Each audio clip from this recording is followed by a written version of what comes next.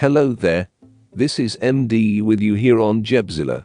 In this video, we are going to look at how to create type boxes, how to work with fonts. Let's jump in and get started.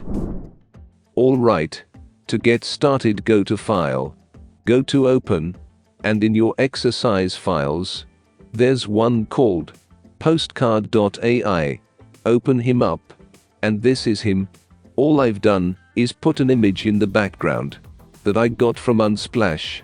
Very cool image. What we're gonna do is look at type. So, type and text and fonts. All of that stuff. So over here in your toolbar, grab the capital T, the type tool. And there are two kinds of text boxes you can create. If you just click once, it's called a point type box.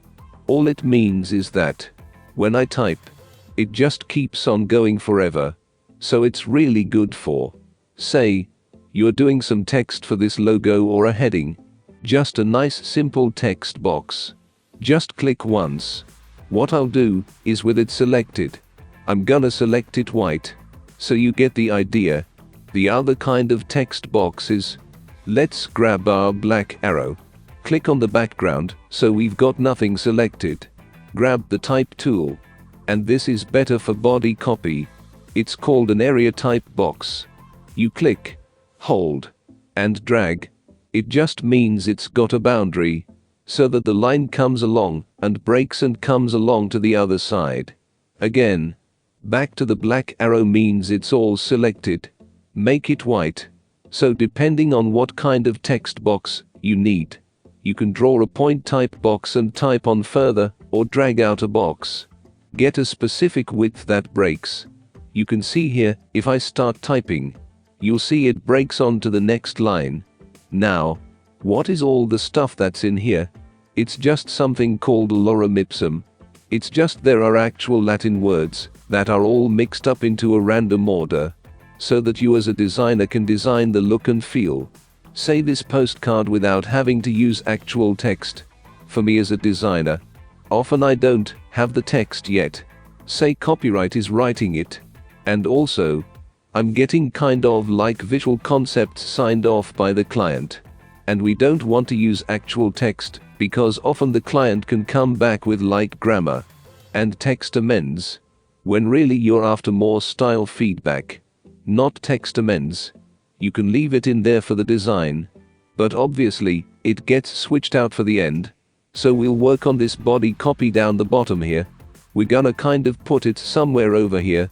And we're gonna look at two kinds of text. So two kinds of text boxes.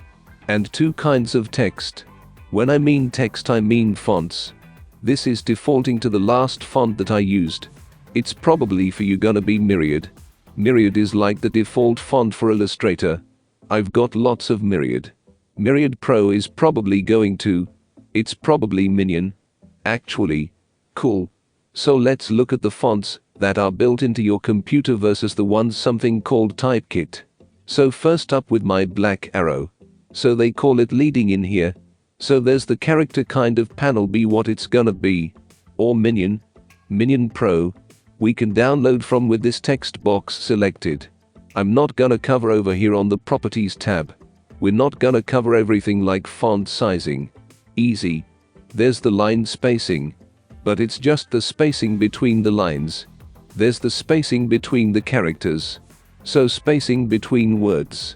Spacing between characters. Paragraph. Left and right align. I'm not gonna cover all of this, because it's pretty basic word processing. The one thing I will show you is to see these little dots. Right here and there are these little dots. What could be in here? More options. So you get a bit more detailed stuff. I can make it all capitals. There's subscript, baseline shift, all sorts of other stuff in here. Again, I'm not gonna cover it all, cause it's pretty easy to experiment with. Same with paragraph. We've got left, right justification. Click on this. There's a bunch of other stuff in there, but I'll let you explore those ones. What I'm gonna do for this, I'm gonna drop down my character panel. And you'll see in here that these are all the ones that are built into my computer. I've got quite a few on my one, but I go through, find one that you like. And one thing that can be quite useful, especially if you've got a lot of fonts on your machine like me. I just wanna find a serif font, or a sans serif. So a serif font is like this one at the top here. It's got the little serifs, the little extra hanging pieces that are off the edges here. So say I want a good serif font. It's gonna cut it down. See this little filter? It drops it down to everything that's on my computer that's a serif font. You can kind of get a sample of the look of a serif font. So that's uber cool. It's really handy just to go through and kind of cut down the fonts. So I want script fonts. You can see there are all the script fonts that I have installed on my machine. Some terrible ones, like Brush Script, to some nicer ones like Lust Script. You're probably not gonna have all of these, but just know that the filter can be really handy. I'm gonna go back to serif fonts and, actually, I'm going to turn it off, go to all classes, and in here, I'm gonna type in the one that I want. Deleting a little bit. It's the one I already practice with. I'm gonna probably close in and get rid of that crazy thing I did there, and put a little full stop at the end of my fake text. And first, we're gonna put some text. It's gonna be all caps. That's gonna be my body copy. At the top here, we're gonna look at fonts that aren't from your computer. I'm gonna put your Return Inches Digital Partner. Very generic postcard. Not sure who we're sending this to, but this company that we've made. I'm pretending it's a digital agency, so I wanna find a font. So what we can use is a Creative Cloud license. So I'm signed into my Creative Cloud license to use this software. They're pretty amazing. There are some cool examples along the top here too. I wanna know what this is. And you can say get all of these fonts so, or whatever letter you've made it. Those seem sort of creative work anyway. I'm gonna pick a nice big font.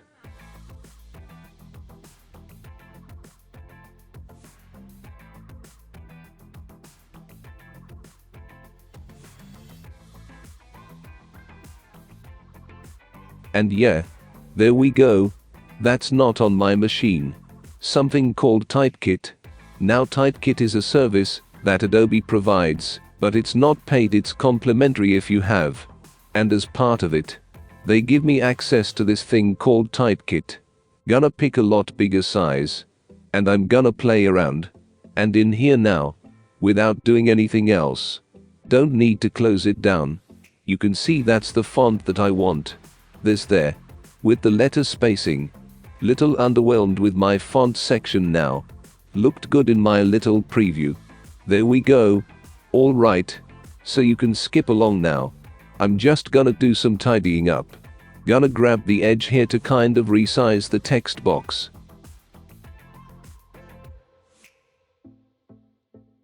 Probably what I want to do is interact with the back.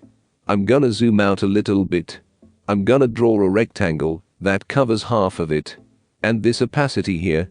And you can kind of see what I'm doing there. I picked an image that had a nice dark background, but I'm gonna do a bit more. I'm gonna grab the rectangle tool. I've got my smart guides on, so it should tell me where half is. Pretty good. And go to fill up black. See the opacity? I'm gonna lower it down. And then I'm going to select it with my black arrow and say arrange to the back to put it behind the text. I'm trying to use it as an element. A design element, but mainly just to darken up the background so we can see my type better. Alright, that's how to create text boxes and fonts using Adobe Illustrator. Let's move on to the next video, where we start looking at some effects like liquefy and distort. Alright, I'll see you over there. Thanks for watching. MD was with you here on GebZilla.